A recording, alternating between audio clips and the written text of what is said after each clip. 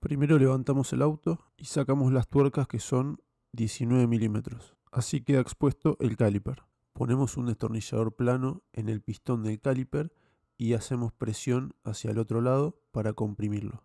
Necesitamos una punta hexagonal número 7. Sacamos el tapón cubrepolvo del tornillo hexagonal, colocamos la punta hexagonal en el tornillo y una vez que la aflojamos con una llave de fuerza, desenroscamos el resto con la mano. Afloja en contra de las agujas del reloj. Ahora hacemos lo mismo con el tornillo de abajo. Con la ayuda de un destornillador plano sacamos el resorte que tiene en la parte delantera. Este va a presión.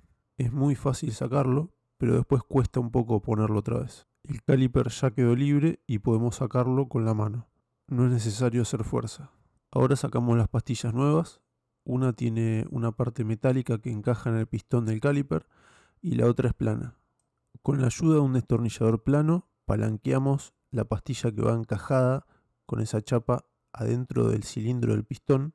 Ahora ponemos la pastilla nueva. Yo quise apretarla con los dedos para que ingresara, pero no quería. Así que tuve que usar una pinza de punta para ayudarla a ingresar. El resto del camino la pude empujar con las manos.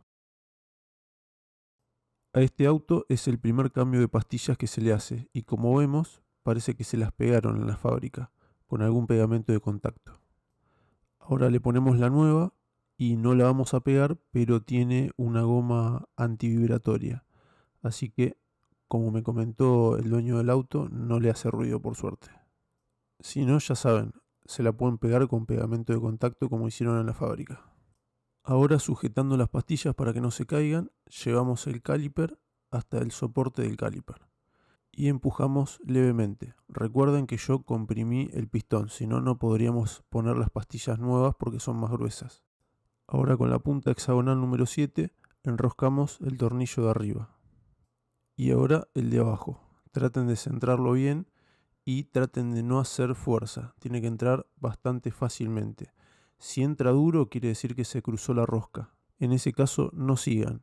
Sáquenlo, céntrenlo otra vez y lo vuelven a poner, pero suave tiene que entrar. Ahora para terminar de apretar usamos una llave de fuerza y le damos aproximadamente un cuarto de vuelta. No se pasen porque pueden partir el tornillo. Ahora hacemos lo mismo con el tornillo de abajo. Tiene que quedar bien apretado. Si no, con la vibración de la frenada se puede llegar a salir el tornillo. Ahora le ponemos la tapa plástica que cubre el polvo del tornillo de arriba y del tornillo de abajo. Ahora ponemos el alambre exterior que es para evitar vibraciones. En este caso nos ayudamos de una pinza porque es bastante difícil de poner.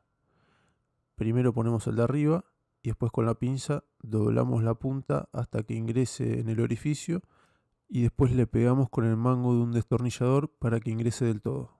Y así nos tienen que quedar colocados.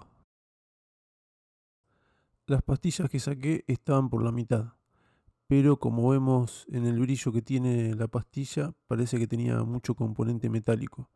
Y eso se veía en el disco, ya que como vemos tiene una pequeña ranura y es un auto que no tenía ni 15.000 kilómetros.